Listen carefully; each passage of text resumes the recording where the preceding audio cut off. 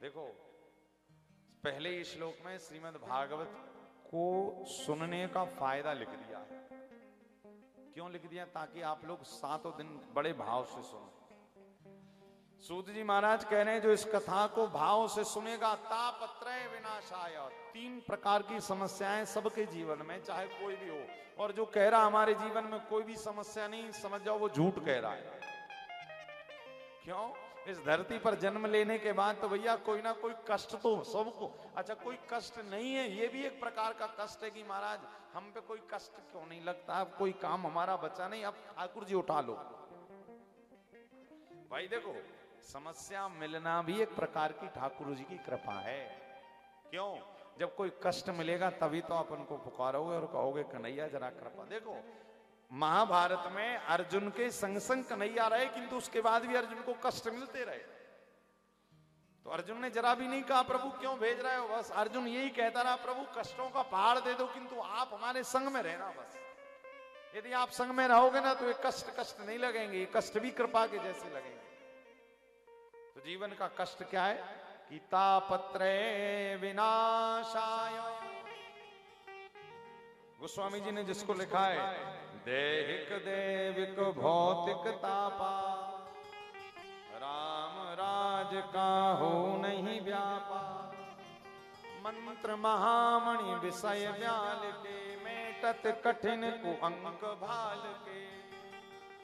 बोले जो 3 प्रकार की समस्याएं हैं, देहिक, देखो देह का कष्ट। आज व्यक्ति को कोई ना कोई शारीरिक समस्या है कि नहीं?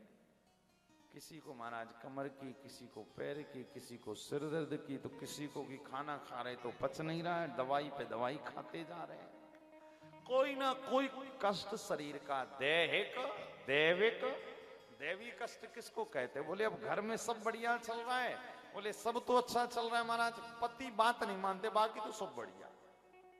क्या? ये दैवी कष्ट है। अब एक श्रीमान जी हमारे पास आए, बोले महाराज पत्नी बात नहीं मानती हमारी। हमने कहा तुम्हारी क्या, किसी की भी नहीं मानती, ये सबको कष्ट है। क्या यदि मानने लग जाए तो फिर तुम यहाँ पे देवता ना बन जाओ? इसी कारण ये सब चल ही रहा है। बोले बेटा नहीं मानता, पढ़ो। हमने कहा किस किस के लिए रोते रहोगे? क्या हमारे ब्रज में संत लोग कहते हैं किस किस को हंसिए, किस किस को रोइए, आराम बड़ी चीज है, सर ढककर सोइए। किंतु सोइए कब? जब हाथ में ठाकुर जी के नाम की माला हो, तभी नींद भी आए, वरना नींद भी नहीं आती। तो यहां पर तापत्रय 3 प्रकार के कष्ट, और जो तीसरा कष्ट है भौतिक, ये तो महाराज जीवन में सबके ही है, सबको ही चाहिए, थोड़ा मिल जाए और चाहिए और चाहिए।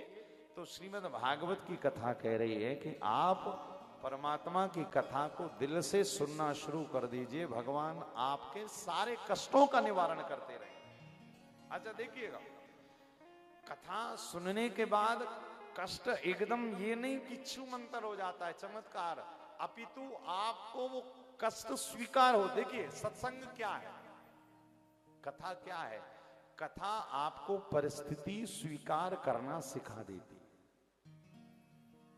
जब तक आप सत्संग से नहीं जुड़ेंगे, कथा कीर्तन से नहीं जुड़ेंगे, वृंदावन नहीं आएंगे, तो आपको लगेगा भगवान ने हमारे साथ ऐसा क्यों किया, हमारे साथ ऐसा क्यों हुआ।